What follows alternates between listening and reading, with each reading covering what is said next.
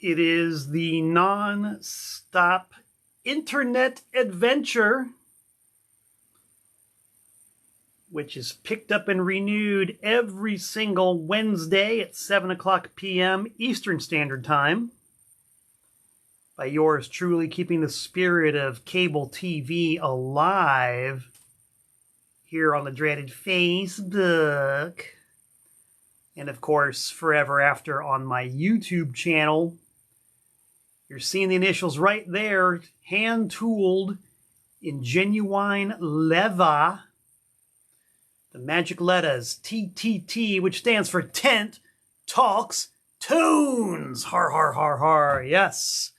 Tent Talks Tunes, kids. TTT coming at you right here, all the way alive, under a beautiful blue sky in my new, excuse me, environs of Newton, North Carolina. Yes, 38 years in Connecticut. That's where I made my fame. That's where I made my fortune. That's where I made my reputation as a rock and roll record retailer guy. And yeah, I gave up. I fled. I came to North Carolina. Why did I do it? Not because I hated Connecticut. I love Connecticut. I still love Connecticut. I have deep roots in Connecticut. Good people, good fun, fond memories. Excuse me. But, you know, when you're the member of a band like the almighty Anti-Scene, who are based in Charlotte, North Carolina, and when you got a good woman like Walker Cadillac living 2 towns over in Hickory, it makes more sense to be close to where that action is instead of commuting 810 miles one way every time there was a need, a want, a desire of my services, which was getting to be more and more often, let me tell you. So here I am in Newton. The backdrop remains the same. I remain the same. The concept remains the same. It's just that the longitude and the latitude are somewhat different. Either way, welcome aboard, everybody. Good to have you on this week's episode of Tent Talks Tunes. That was the introductory spiel, and we all know what's going to happen next, right? You've seen the prop, the hand-tooled leather gauntlet made by my compadre Walt Wheat, guitar player for the almighty Anti-Scene, a man of many talents, including leathersmithing.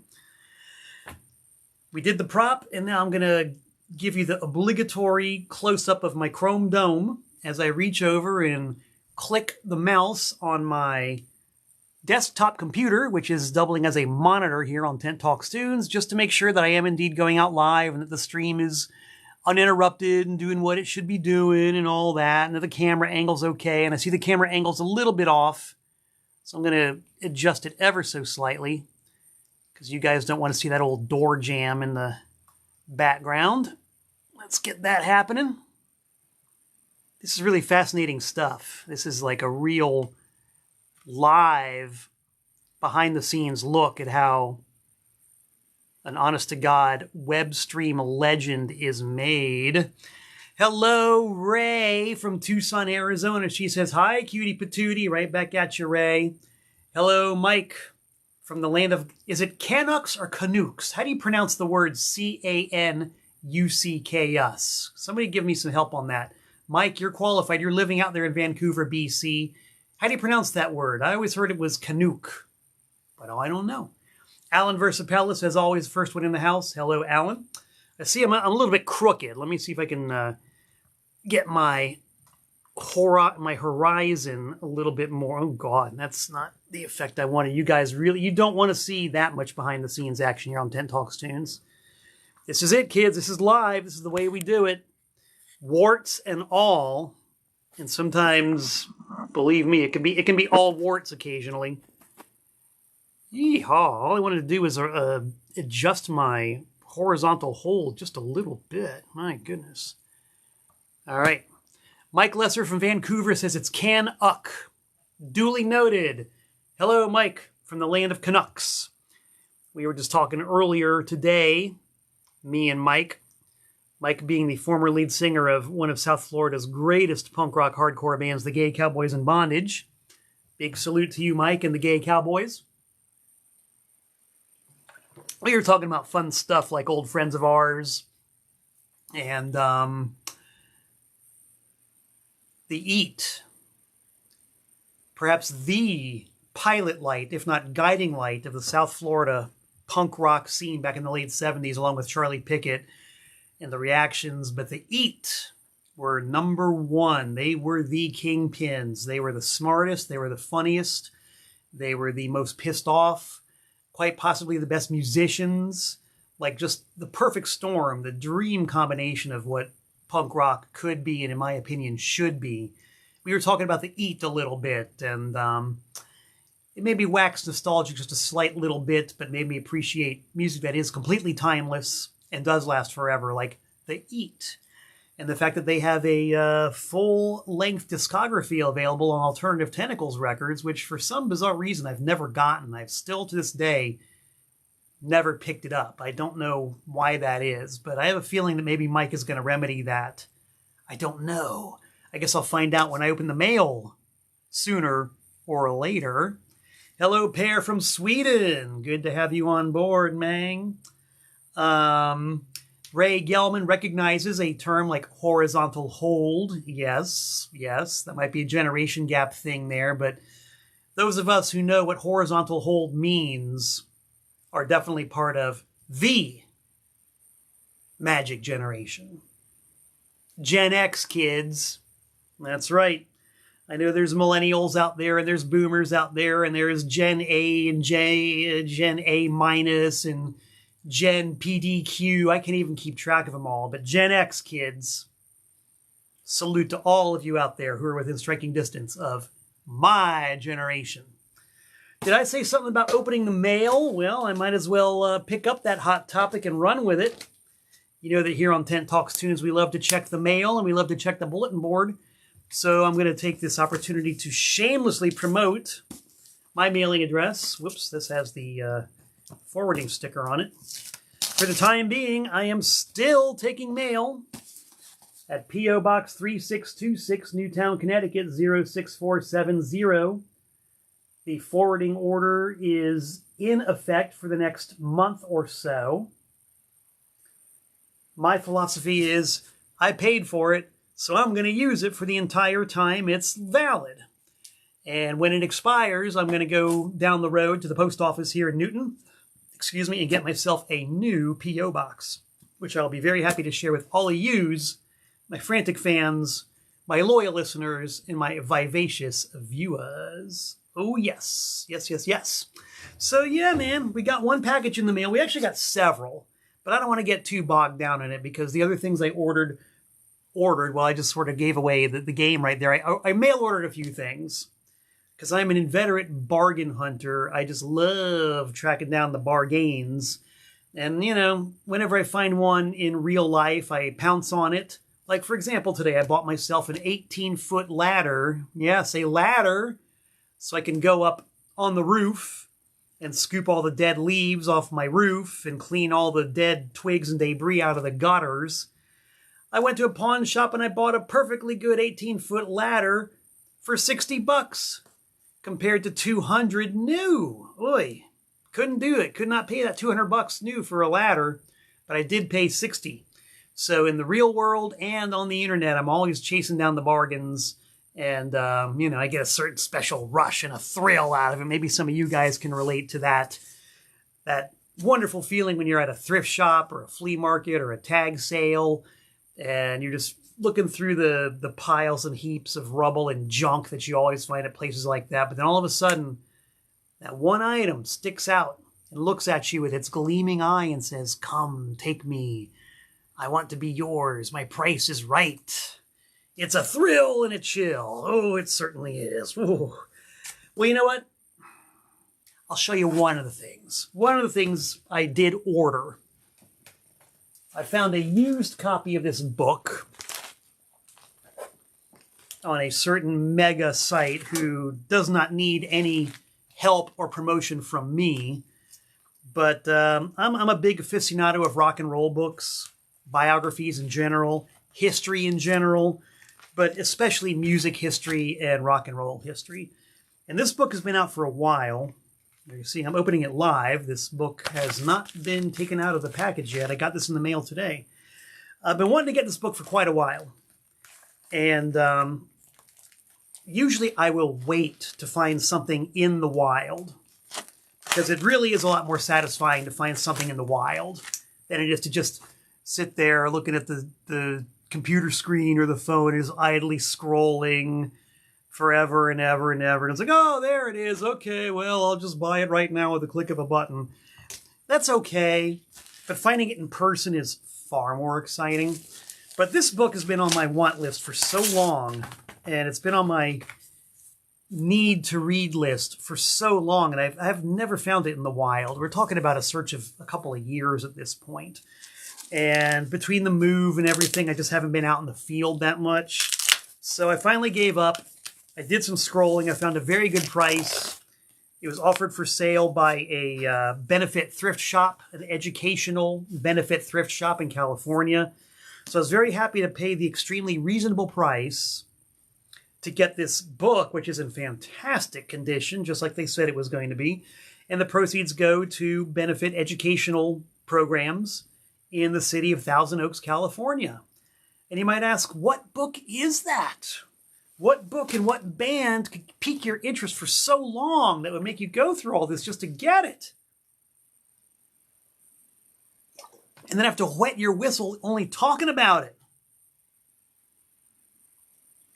Ray Gelman, I hope you're watching, because as it says on your very own knuckles, people need to read more. And I am very happy to contribute to that trend by reading much more. But first I'm going to straighten out my horizontal hold. This thing just keeps, seems like it's continually slipping and making me look like I'm falling off the edge of the earth. So we're correcting this yet again. Thank you guys for bearing with me, as always. Now I can show you the book I bought. This Band Has No Past. A story about the very early days of the greatest rock and roll band that America has ever produced. And that is, of course, Cheap Trick. Why this band doesn't have 20 books written about them, why they don't have the sort of acclaim that inferior groups like Aerosmith have, I'll never understand. Cheap Trick are the best rock and roll band America ever produced. And now, finally, a fairly thick tome that tells the story of how they began, and I cannot wait. I'm going to be sinking my teeth into this one tonight. Tonight. And for those of you who are interested in such bagatelle, the book I just finished was called Transformer by a guy named Victor Bockris, and it was a biography of Lou Reed. And it's definitely not the best rock and roll biography I ever read. It's one of those, it's sort of like a catalog of Lou Reed's bad behavior for his entire life. And the only impression you get from the guy is what a complete and utter schmuck he was. There's no real attempt at explaining why he acted like a total schmuck all the time. Or maybe there were times when he didn't act like a complete and utter schmuck. So it just left me kind of wanting in the information department. But it had some really cool quotes and interviews from his fellow members in the Velvet Underground, Sterling Morrison, Maureen Tucker, John Cale. So that was kind of cool. But yeah, it didn't really satisfy me very much. We got Jeff Coleman tuned in. Jeff, a.k.a. King Sexy, one of Connecticut's best. He says when he was 16, his two favorite bands were Cheap Trick and The Cars. Ain't nothing wrong with that, Jeff. Nothing wrong with that at all. Anyway, the one piece of unsolicited mail I got from Mr. Alan Versapellis himself, and check out that very classy handmade label. Let's see what's in the box, shall we? Alan's a creative fellow. He's got a lot of projects going on. He's got releases. He's got all kinds of fun stuff happening. So I'm taking my 2-mile scissors here. And I'm slicing this box open with great care. And we're going to see what Alan Versapellis has sent me. What did he send me? I love this thrill of discovery. Especially when it relates to independent underground artistes like Mr. Alan Versapellis. The 2-mile scissors go back. Hey, Jeff Coleman, if you're still here, you should post a link so people can check out your King Sexy releases. King Sexy has a brand new 12-inch single out. I did show it and did talk about it a little bit here on Tent Talks Tunes a while ago. But the people need to know. They need to be reminded about the King Sexy 12-inch. So, Jeff, post a link. Let them know. I think King Sexy's music is wonderful. King Sexy's performances are great. The Evel Knievel jump is a phenomenon. Tell them all about it, Jeff. I'm inviting you to use my comment section as your billboard. So the first thing I see in this box from Mr. Allen vs. Palace is the wrapping, which is, hey, there you go, Jello Swayze. That's his band. And apparently this shirt is in my size. Woo, nice. Thank you, Allen. Check this out. You want results? You got results. You want things to happen? Things are going to happen. Get ready to take your screenshot. Because this is real life, live, at 7:17 p.m. on a Wednesday afternoon here on the Facebook. I'm officially donning the Jello Swayze t-shirt. And now I've got a special, fantastic look. Black t-shirt, yellow and black plaid sleeves, gray hoodie. I'm going to pose a little bit. Screenshot City. Here's the glare. Do I look like a movie poster or a Harry Potter book cover? Scowling in the modern way. Hood down. Posing. Looking good. Keeping the logo visible because it's all about product placement. Get those screenshots. I'm doing my best for Jello Swayze right here. I'm strutting my stuff. And the fact that this shirt was wrapped around, hey, a Devo bobblehead has nothing to do at all. I tell you right now, guys, I'm the master of full disclosure. This has nothing to do with it. I posed willingly, happily, joyfully, and Devo bobblehead. Thank you. Mighty, mighty kind of you, Alan. You know, you are a master of the fact that I am in a brand new house and the house needs decoration. So there you go. Very cool. Thank you, sir. Much appreciated. And while you're at it, I see that Mr. King Sexy posted a link to his stuff. Alan, post a link to your stuff, please, so that people can check out Jello Swayze at will, on demand, in their own time, and on their own terms. Do it. Do it. Do it. That's a request. All right, exciting mail day. Let's take a look at the bulletin board, shall we? We got a few events going on here. As usual, I will attempt, stress the word attempt, to read them off to you in proper chronological order. Let's see if I can do this. Well, here we go. April 17th. The day draws nigh. We're getting closer and closer and closer to April 17th. That is the day that Anti-Scene ventures north of the Mason-Dixon line and invades the city of Youngstown, Ohio, using the West Side Bowl as the entry point, where we will take the stage with our good pals Pill Time and proceed to rock the fudge sickles out of your refrigerator. Oh, yes, Anti-Scene. We do not play golf. We kick butt.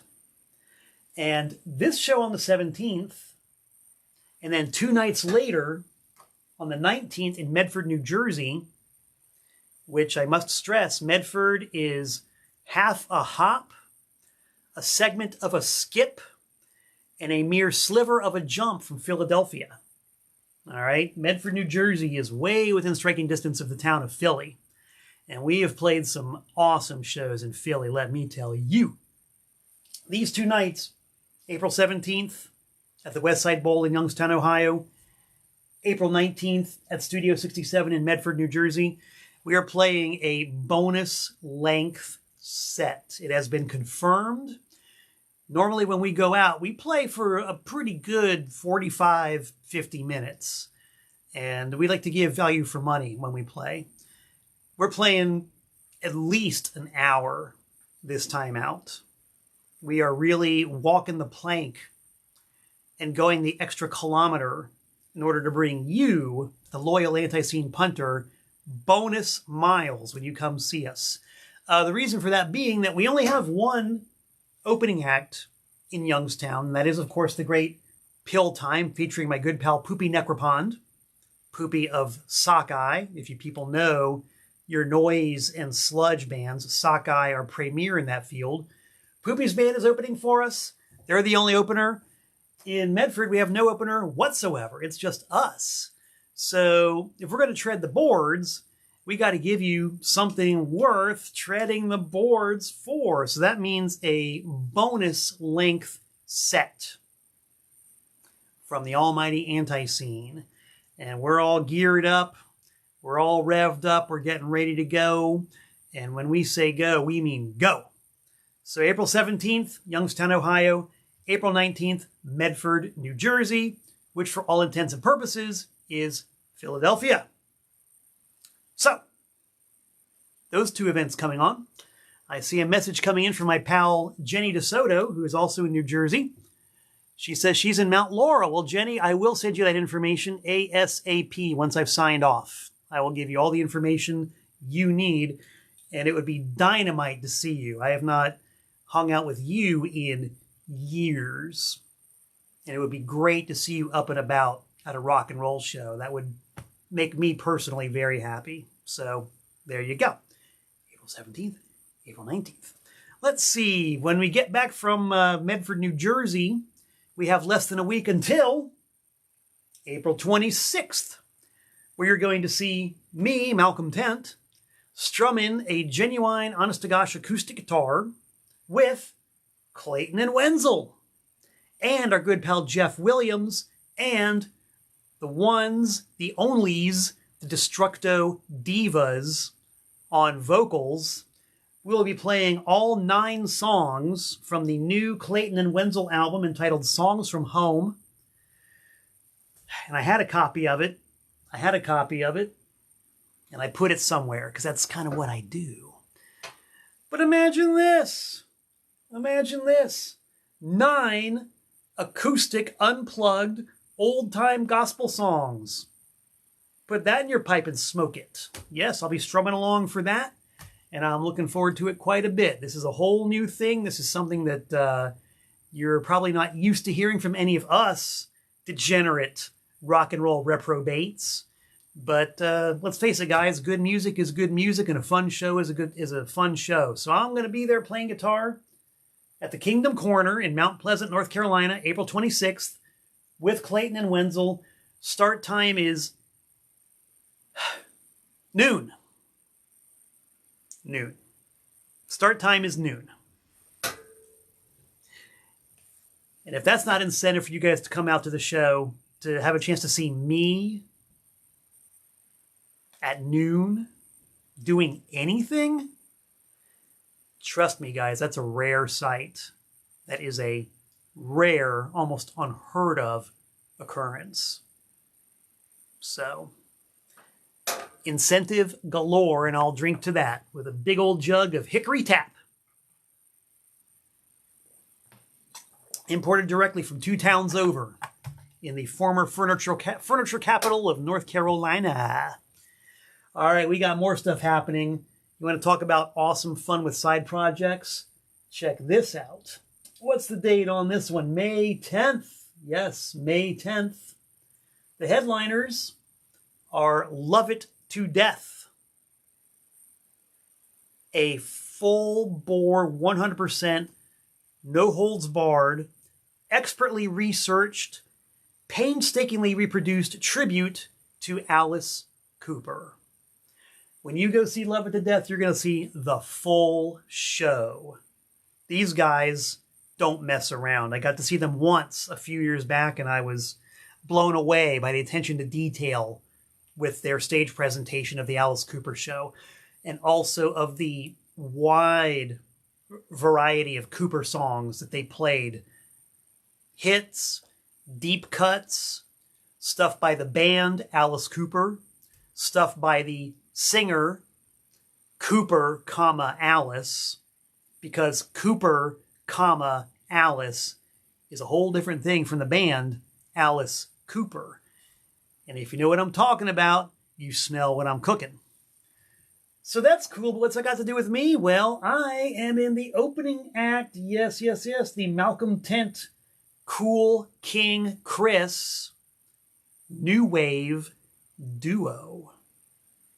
Yes, my new pal, Cool King Chris and I are going to be a bona fide New Wave Duo in the tradition of Soft Cell, Yazoo, Suicide, Wham, Simon and Garfunkel, all kinds of awesome precedent for the New Wave Duo being set there. We're going to rock it out. We're going to be doing I'll admit, Devo-centric set, but it's not going to be all Devo. It's a little more than half Devo, a little bit less than half other New Wave songs that we both love and are both going to have a lot of fun playing. So that's the Visual Light Theater in Charlotte, May 10th. And then a week after that, the Prodigal Son returns to Danbury for a one-day stand at the Danbury Record and CD Expo. I will have my vehicle loaded up with extremely classy records, tapes, CDs, 8-tracks, VHSs, full line of TPOS products. It's going to be me and a whole room full of other very, very fine record dealers. May 17th, VFW Hall number 149 in Danbury. I'm driving all the way up especially for that. So if you want to do some good crate digging and record browsing and hang out at my table just like the good old days of Trash American style, that is your time and your place. May 17th, VFW Hall 149 in downtown Danbury, Record and CD Expo. Yes, sir. Yes, ma'am. Yes to all of the above. So, the comments are just pouring in right now. I don't think I can address all of them. I'll have to check out the comments later. Let's do some Tent Talks tuning, shall we? TTTing. I want to talk about famous people who made records before they were famous. A really interesting topic. It's something that I've been fascinated with for a long time, and this keys into my love of history, because usually you know the obvious history about a band or an artist or whomever, but you don't ever get to find out about the details of their early days and how they started out, which is why I love this, or I'm going to love this book, because this promises to be a treasure trove of detail about the early days of Cheap Trick. Because before Cheap Trick started in 1974, Rick Neilsen, Tom Petersson, and Bun E. Carlos had played in numerous combinations together, using a number of different band names. They started out as a very late iteration of this band right here called Fuse. Now, this is a band that I never knew about for a very long time until in my travels as a professional full-time record dealer, I stumbled across this. I looked at it. I said, oh, interesting. Never heard of it. Don't know what it is. It's called Fuse. It's from the 60s, apparently. Let's flip it over and see who's on. Whoa, look at that. Look at the personnel on this. I don't know if you guys can see that.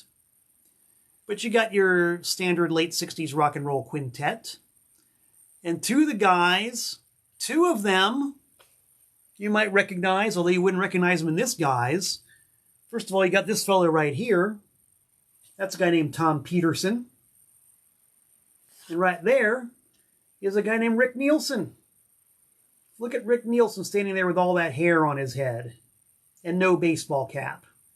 Yeah, it's Rick and Tom of Cheap Trick in a band called Fuse on an album that was released, came, went, and basically nobody bought. But it's because of this band that they eventually morphed into a group called Sick Man of Europe. which kind of sort of morphed into a very late version of the Nazz, which was Todd Rundgren's band before he was famous as a solo artist, which eventually kind of sort of morphed into Cheap Trick. All of this in a period between 1969 and 1974, and Cheap Trick's record, first album, didn't even come out till 1976. So Cheap Trick is a band with an extremely deep history, and this is one of those really odd and pretty much unknown pieces of the puzzle. Came out on Epic Records, and this is a very interesting pressing. It's on the orange label, Epic. I'm not sure if this one's an original or if this one's a counterfeit. Of course, once Cheap Trick got big, the opportunists rushed in, and there was a counterfeit version of this made after Cheap Trick got famous. Now, this one is real. This one's authentic. And you can tell the counterfeits from the real ones because the real ones have a stamped number in the dead wax. The counterfeits have a handwritten number in the dead wax. So that's the way to tell. And I also kind of want to say that the counterfeits had the old style yellow record label. The old yellow Epic label. Don't quote me on that, but I think that's what the originals look like. So this is an authentic orange label Fuse record. The record came, the record went, nobody bought it. Even I, being the maniacal Cheap Trick fan that I am, didn't know about it until I just kind of randomly found it at a record show somewhere. So that's pretty cool. It was also reissued eventually, I think back in the early 2000s, with a couple of bonus cuts from the 145 single they did. So yeah, very interesting record made by half of Cheap Trick way before they were famous. Way before they were famous. Now here's one for you. This record here, you've heard the old phrase, a dime a dozen. This record here is not even a nickel a dozen. Harry Belafonte, back in the late 50s and early to mid 60s, sold millions of records. Millions of records. Harry Belafonte was a top-selling artist. And this album, The Midnight Special, was a very popular record of his. This is a record that you can find to this day probably at any yard sale or any record store dollar bin or, thrift shop. They are totally out there. Your mom and dad bought it. Your grandma and granddad bought it. Your aunts and uncles bought it. You didn't buy it because Harry Belafonte was, for your moms and dads and older relatives.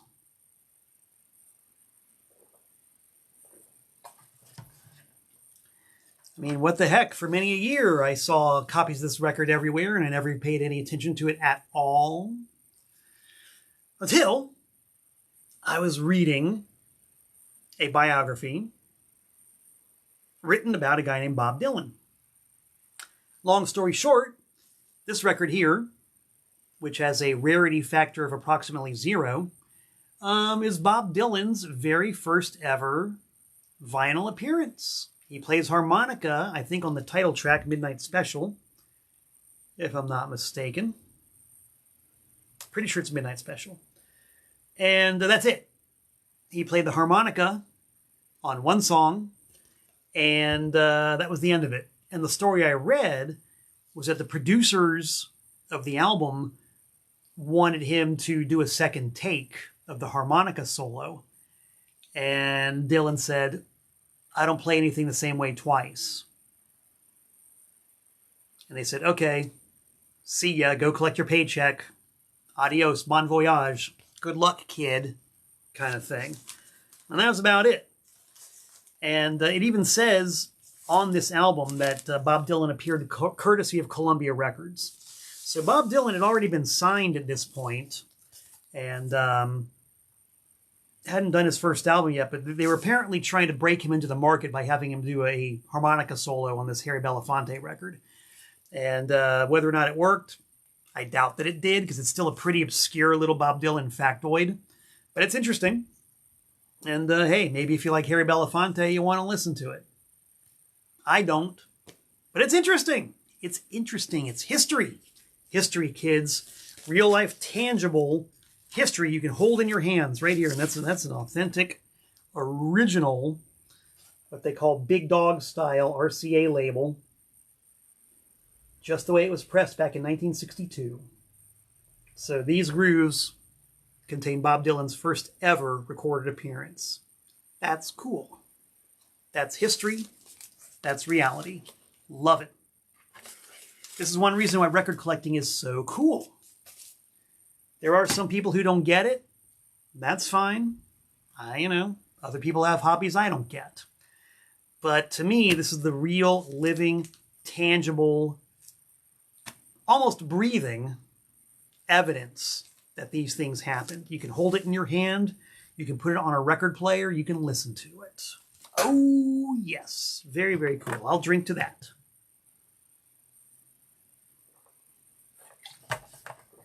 Here's another one. This one's really fun. This is an example of a record made by somebody way before they were famous. Anybody out there like the Pretenders? Let's see a show of hands. Let's see some thumbs ups or some hearts or some muscles or some fists. Here's a couple of hearts. Yeah, we got the hearts and thumbs up. We got some Pretenders fans out there. Yeah, that's cool. See, the Pretenders are one of those bands who really did earn their stripes. By the time they put out their first album, they had been individually and collectively around the horn several times. Paid a lot of dues. And I found out about one of the very, very arcane missing pieces of the Pretenders puzzle when I was doing my research. And you've heard about this topic before, guys. You know how much I love sleazy, cheesy exploitation records. Oh, yes. And wouldn't you know it, Time Out. I'm not saying Tent Talks Tunes, I'm saying Time Out. Because the minute I said sleazy, cheesy exploitation, I heard that little meh, which signals the time for, you guessed it, Harry. Here he is, Harry the Cat. He's not sleazy, he's not cheesy. I'm not consciously trying to exploit him, he just kind of wanders onto the set, usually. And so here is my boy, TPOS recording artist Harry the Cat, the man with the crumpled ear and the one fang in his face, and the mysterious red beard who just loves getting his chin scratched. Has anybody out there ever met a cat who did not love getting their chin scratched? This is the way to get to a cat's heart right here. You scratch their chin. Look at that. He ain't moving. He loves getting that chin rubbed. But my finger's getting tired. How about some ear scrunches? Scrunch the ear. Scrunch the stump. Oh yeah, his leg's going now. Yeah, he likes that. Scott LaRock wants to know how I taught Harry not to deface my records. He does his damage on the couch and the carpet. Believe me, Harry has never met a couch that he couldn't completely, utterly destroy. So he takes out all of his aggressions on the couch and luckily has no interest in the records, all of which are stored way above ground level. Maybe that's part of the problem, or the solution, I should say. And there goes Harry. Bye, Harry. Fun seeing you. The people loves you. We love you, Harry. And just a side mention, the Harry the Cat CD is still in the pre-production phases. The tracks are recorded. The tracks are timed and noted for manufacture. All I got to do is finish the cover art. And once the cover art is done, I will send the Harry the Cat CD off to the manufacturer, and we will have a genuine, honest to gosh, bona fide Harry the Cat compact disc on TPOS. 65 minutes of Harry purring, grooming, eating food, waking up, and then going to sleep. It's kind of like a day in the life of Harry the Cat, and you get to hear it in stereo in your headphones. I'm pretty excited to get that thing out. A real labor of love. Anyway, my labor of love with sleazy, cheesy exploitation cash-in records. I've talked about Beatles cash-in records. I've talked about, you could say song poem records might fit into that category, but there was also a very brief, bright flurry of punk rock cash-in records. This was at the very tail end of the exploitation record industry. By 1977, when punk rock exploded, people cared as much about the artist performing the song as the song itself. Back in the old days, people cared more about the song rather than who was singing it, which is why these fly-by-night exploitation record labels were able to grind out 1 million fake Beatles records, because the audience at that time, especially the older audience, didn't really care if the Beatles sang "I Want to Hold Your Hand." They just wanted to hear "I Want to Hold Your Hand." And their standard of quality was definitely not very high. It didn't really matter. As long as it kind of approximated the song and they could sing along to it, it was fine. By 1977, that was not quite the case. You had a younger, more educated, dare I say, hipper audience. And the artist was as important as the song itself. But there was one last gasp of cheesy, sleazy exploitation records, and that was when punk rock hit. And there are a few exploito punk rock records, and this is one of them. The Vacants. I've shown this one before on 10 Talks Tunes, but check that out. It says right there, in case you're wondering, punk rock. It is punk rock. There is a giant-sized safety pin. And, by the way, it's by this group called The Vacants. And if you take a look at these guys from 1977, well, do they look punk rock? Do they look like a bunch of bored suburbanites? Do they look like some hired models? I don't know. Well, there they are on the front. And there they are on the back. The Vacants. All dressed up in their their alligator shirts and their jeans and their denim jackets and their turtlenecks. I mean, dude. Punk rock. Anyway, released on some sleazy fly-by-night label in Europe. What was the name of the label anyway? See, I don't know. This is not an original. This is a fake, by the way. A repress, if you will. A repro. The story behind the band is that they actually were a real band, but they were a band who covered a lot of 60s punk songs like The Seeds, Music Machine, The Leaves, stuff like that. Classic American garage punk from the 60s. So they did that kind of music. When British-style punk rock came along, they sort of jumped on that bandwagon and started recording 77-style punk records, or songs, I should say. The only label they could get to sign them was one of those fly-by-night cash-in labels.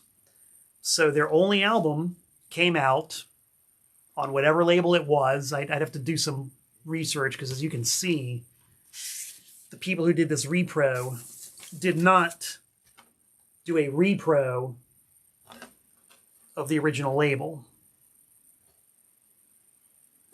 But whatever it was, you can be sure it was a completely anonymous Here Today, Gone Tomorrow record label that sold these records in supermarkets, dime stores, drugstores, maybe even gas stations, who knows. Anyway, so who were these guys? Who were they? I don't know, but I can tell you for a darn fact, their drummer, the guy with the tight jeans and the conspicuous bulge, that is a guy named Martin Chambers. You hear me, guys? Martin Chambers. And if you know your Pretenders history, you know who Martin Chambers is. If you don't know your Pretenders history, I will tell you who Martin Chambers is. Martin Chambers is the original, and some might say only, drummer for the Pretenders. The guy with his awesome pencil-thin sideburns. Great look, great drummer. He wrote, he sang backing vocals. He was apparently the band leader behind Chrissie Hynde. Super cool. I never met the guy, but, you know, who didn't love the Pretenders back then, you know? My God. Martin Chambers, 1977, pre-Pretenders. Pretty cool. On a cheeseball, exploito, punk rock cash-in record. And what's really doubly, triply ironic is that this thing actually has a couple of good songs on it. Not many, but some of the 60s covers they do are definitely good. There's one song on here called Television Viewer, which seriously is good. And the rest of it's either bad or silly. So, yeah, take it on its merits. It is a piece of history, and that's why we love it here on Tent Talks Tunes. John Murray says Rocky Road Records. Was that indeed the label that the Vacants record was on? Rocky Road? That sounds like a sleazy, cheesy cash-in label. Who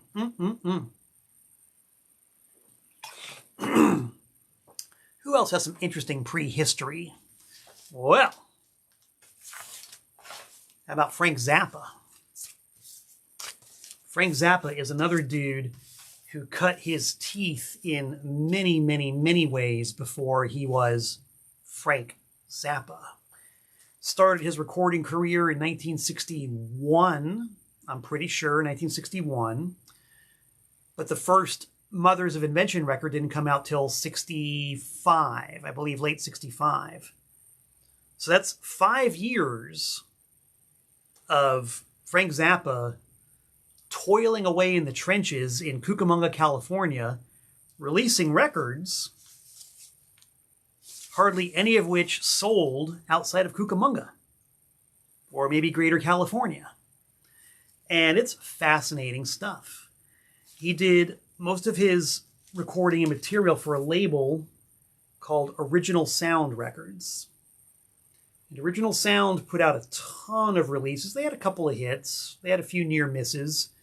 But Frank Zappa was a studio engineer, in-house producer, in-house musician, and disciple of a guy named Paul Buff, who licensed a lot of his stuff to Original Sound.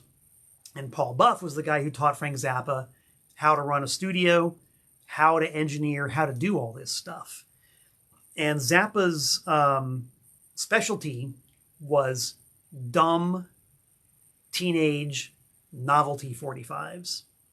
Like records that were just willfully dumb and a lot of fun.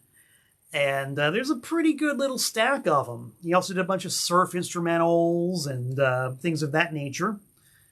This is a record by a group called The Rotations.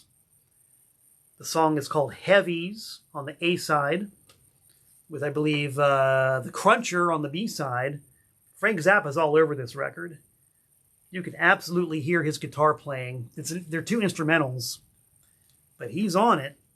This came out, I think, in 1962, maybe 63, but certainly several years before the Mothers. Here's another one, a record starring a very young and completely unknown Frank Zappa from Cucamonga, California, The Persuaders, Grunion Run on the A side, and Tijuana Surf on the B side. On the Original Sound label. Same deal, 62, 63, somewhere around there. There's no dates on these things.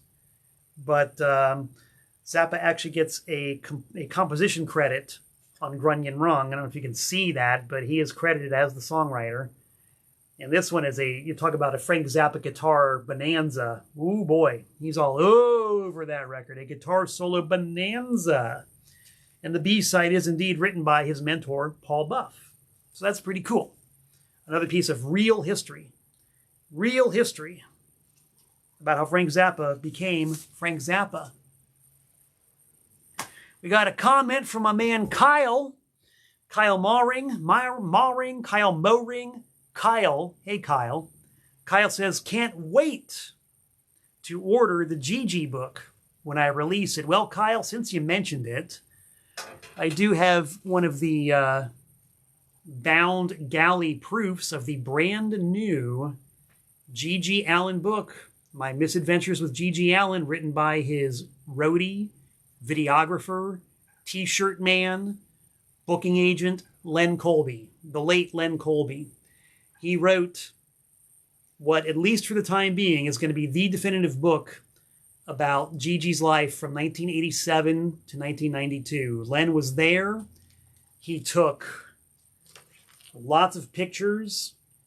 A lot of the pictures you've seen of Gigi from that era on the internet were taken by Len Colby. And a bunch of them are in this book, including a few that I'm pretty sure no one's ever seen. Got the bound galley proof right here. And the release date is set for May 24th of this year. And believe me, I'll let you know when it's available. I intend to have it on Amazon, of course, eBay. I want to have it on Kindle. I'm looking into getting it on Kindle. People have said I need to do an audiobook of it. I have it all scripted out, so it's a matter of recording it and getting it uploaded. So yes, you're looking forward to getting it. I'm looking forward to releasing it. I think it's going to be a barn burner. So thank you for bringing that up, Kyle, and giving me the pretext to talk about it here on 10 Talks Tunes. Here's some more weird early Frank Zappa stuff. This one was actually kind of a hit. The Penguins, the great doo-wop group, the Penguins, and Frank Zappa was a genuine fan, acolyte, and lover of doo-wop. So he wrote a song for the Penguins featuring Cleve Duncan called Memories of El Monte. And the Penguins were the only name group that Zappa wrote or produced for back in those days. So this record far outsold these other ones I'm showing you.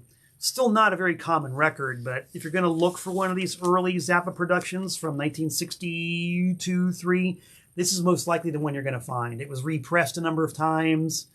I don't think it was ever even bootlegged because it was, readily available enough to where there was no need to bootleg it. A lot of these things have been bootlegged, but I'm pretty sure this one was not. But yeah, The Penguins, written by Frank Zappa.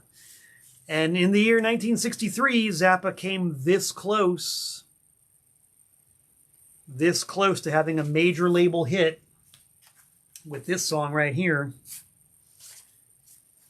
on Capitol Records by a guy named Brian Lord. I don't know who Brian Lord is, but this record originally came out on one of the hyper-independent California labels and got licensed to Capitol Records. The Big Surfer. And it's got a Frank Zappa writing credit. Same deal, don't know if you can see it, but it is there. It's Frank Zappa's name on a 1963 record on Capitol. It's a novelty record about JFK, John F. Kennedy.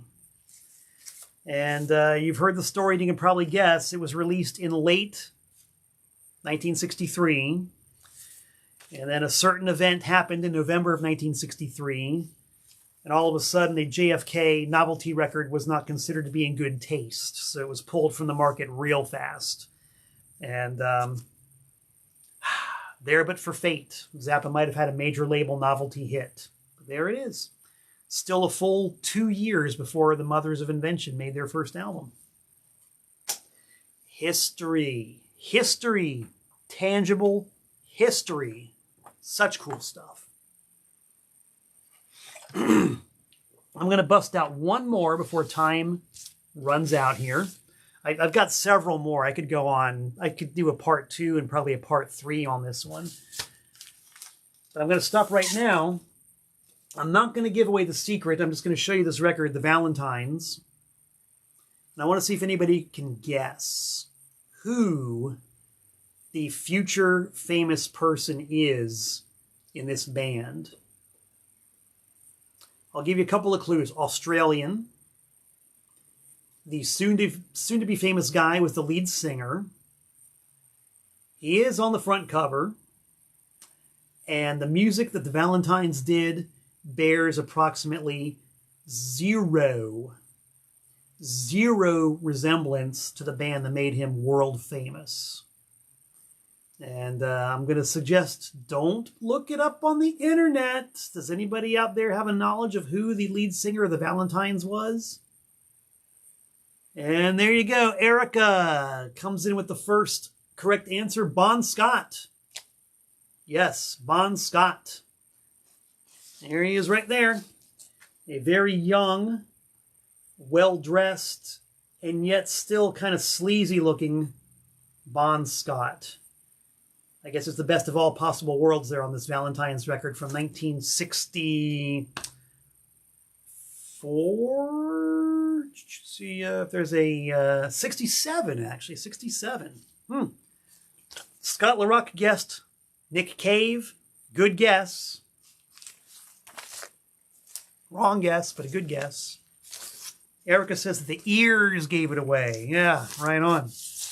From the Valentines, Bon Scott went to a group called Fraternity, which is a total hippie band. He played the flute in Fraternity. No, I'm not making that up. It is true. You can find the clips on YouTube. And from there might have been another band, maybe.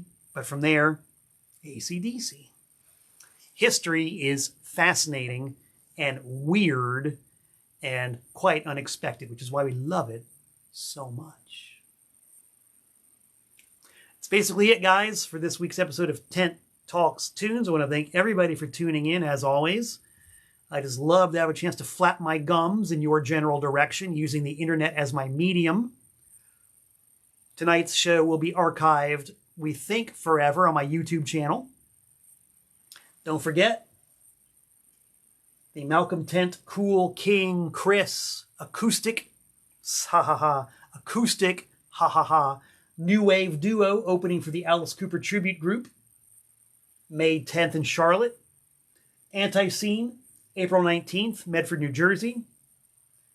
Danbury Record and CD Expo, May 17th in Danbury, Connecticut. Anti-Scene at the West Side Bowl in Youngstown, Ohio.